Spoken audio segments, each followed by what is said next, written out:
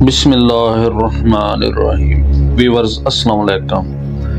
World history میں دا crusade wars کے سلسلے میں ایک جنگ جو کہ ملک شام کے شہر دمشق میں ہوئی بہت اہمیت کی حامل ہے۔ دمشق کے محاصرے کو سمجھنے کے لیے ضروری ہے کہ پہلے تھوڑا سا اس کے پس منظر پر بات کی جائے۔ اڈیسا کی کاؤنٹی پر جب سلجوقوں نے قبضہ کر لیا تو پوپ یوجینس III اور برنارڈ آف کلیرواکس کی اپیل پر یورپ سے دو اہم عیسائی ریاستوں کے حکمران فرانس کے لوئس VII اور جرمنی کے کانرڈ III کی قیادت میں لشکر مشرق وسطی پر حملہ آور ہونے کے لیے نکلا۔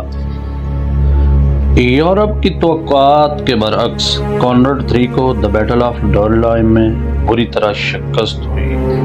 یہ سن کر لوئس VII اپنی فوج چھوڑ کر انطاکیہ چلا گیا، جہاں اس کی بیوی ایلینور آف ایکویٹین کے چچا ریمنڈ کی حکومت تھی۔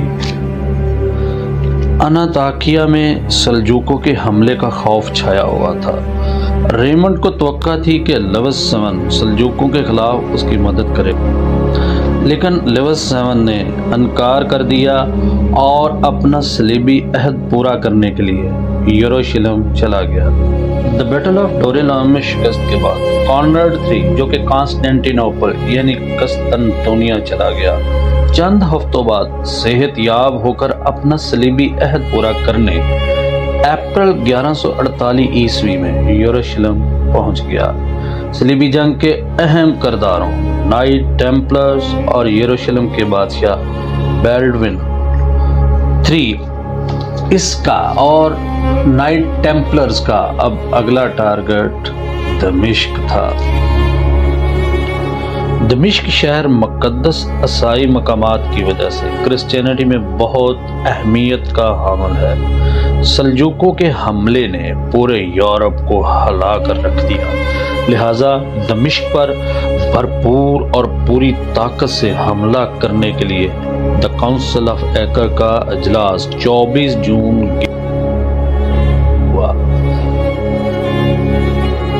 ویورز، اس اجلاس اور حملہ کرنے والے لشکر کی طاقت اور اہمیت کا اندازہ آپ صلیبیوں کی اس میٹنگ میں شریک افراد کے ناموں سے لگا سکتے ہیں۔ اس میٹنگ میں رومن امپائر کی نمائندگی جرمنی کے Conrad III، Henry duke of Austria, Otto Frederick جو کہ مستقبل میں آسٹریا کا شہنشاہ بننے والا تھا، اور مارکس آف ماؤنٹ فیرٹ نے کی، جبکہ فرانس کی نمائندگی لوئس VII اور III آف ایلساس کر رہے تھے۔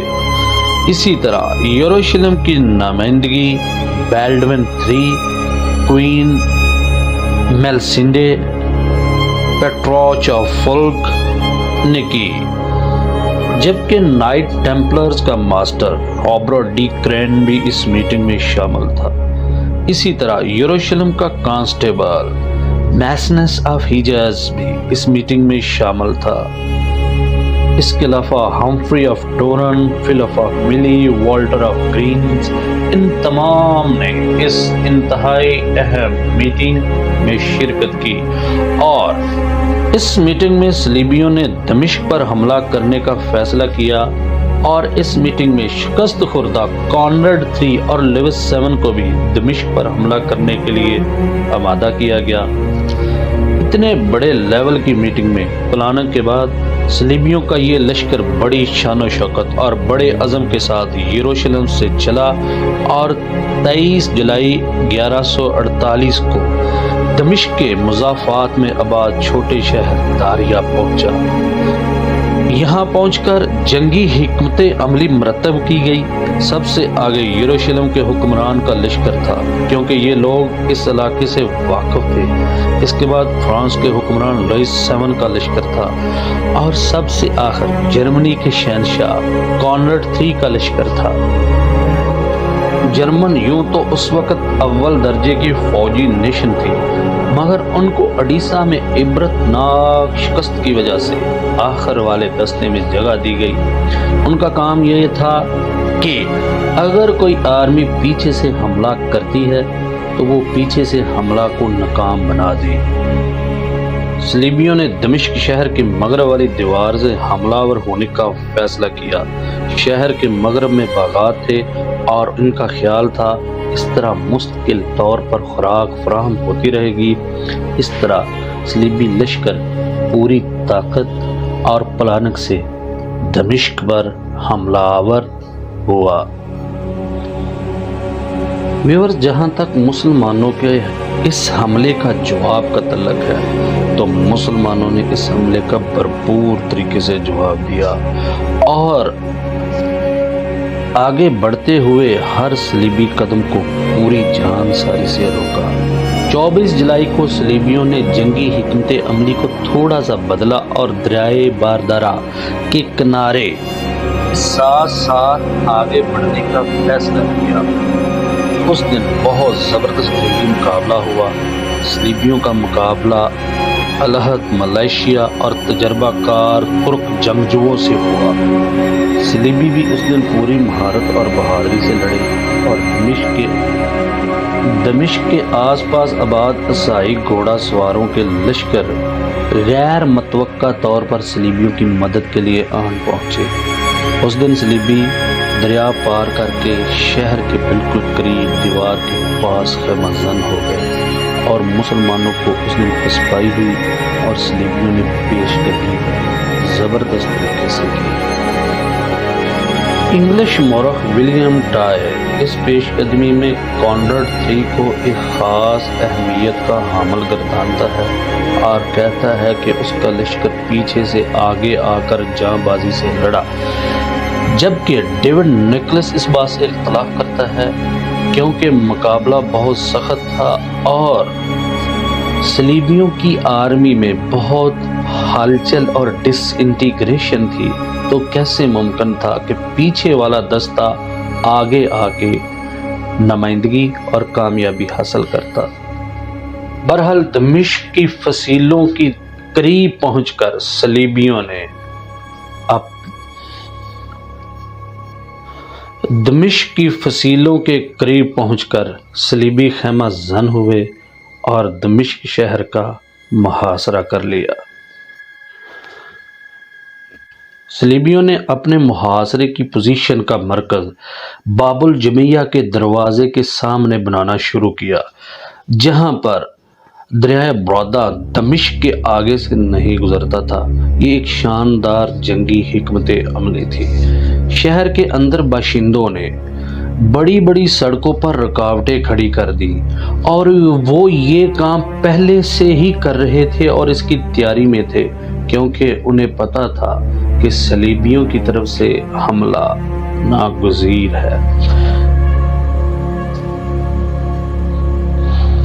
دمشق کے حکمران انور نے موصل کے سیف الدین غازی اول اور حلب کے نور الدین زنگی سے مدد مانگی اور خود ذاتی طور پر صلیبی کیمپ پر حملے کی قیادت کی۔ اس حملے میں صلیبیوں کو دیوار سے پیچھے بغات میں دھکیل دیا گیا۔ اس جگہ گھات لگانے اور گریلا حملوں کا شکار ہونا صلیبیوں کے لیے ایک عذاب بن گیا۔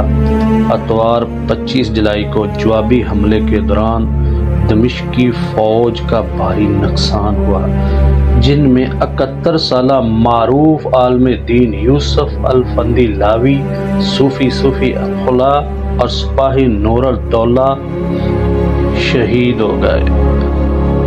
اگرچہ کہ اس دن دمشق کے مسلمان افواج کا نقصان بہت زیادہ ہوا، لیکن وہ صلیبیوں کو پسپا کرنے میں کامیاب ہو گئے۔ ایک دن لوکل باشندوں اور دیہاتیوں کے ایک بڑے گروہ نے صلیبیوں پر غیر متوقع حملہ کر دیا۔ ان کے تمام سنتریوں کو مار دیا یا بھگا دیا، انہیں بغیر کسی خطرے کے مار ڈالا۔ ان تمام دشمنوں کے سر بطور انعام ساتھ لے گئے۔ ابو شمع کی تاریخی روایت کے مطابق ان سروں کی تعداد بہت زیادہ تھی۔ ان حملوں سے صلیبیوں کا حوصلہ بری طرح ٹوٹ گیا۔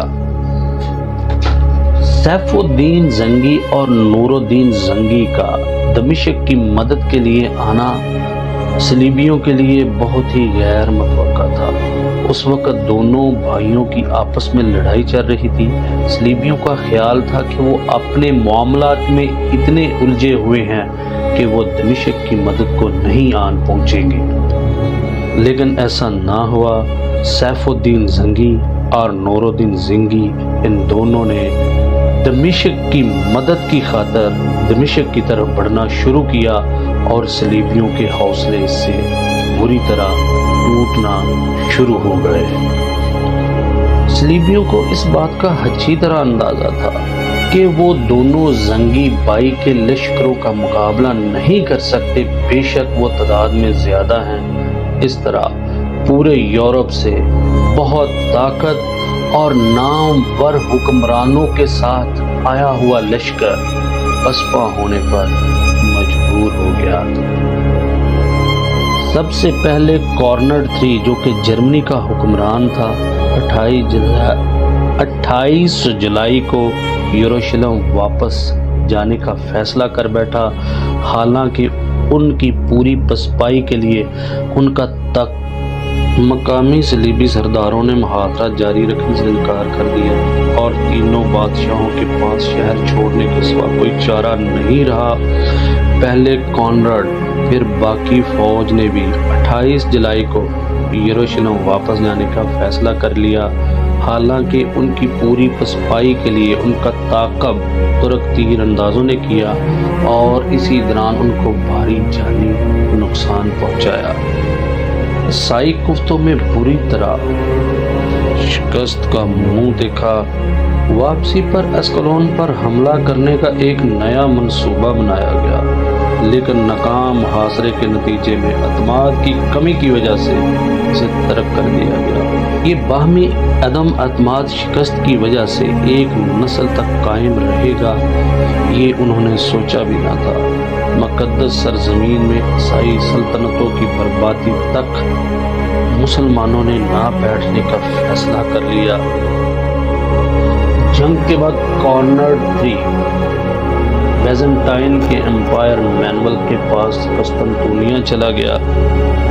صلیبیوں کے لیے ایک اور پریشانی کی بات تب ہوئی جب 1154 میں شہر کو باقاعدہ طور پر نور الدین کے حوالے کر دیا گیا۔ برنارڈ آف کلیرواکس کی بھی اس طرح بری طرح تذلیل ہوئی، اور جب اس نے نئی صلیبی جنگ کو دوبارہ شروع کرنے کی کوشش کی تو بری طرح ناکام ہوا۔ جی تو ویورز، اس طرح دمشق کے مسلمانوں اور زنگی برادران نے شاندار طریقے سے دمشق کا اور آنے والی کئی صدیوں تک دمشق مسلمانوں کے زیر تسلط رہا، اور آج بھی شام میں یہ مسلمانوں کے زیر تسلط ہے۔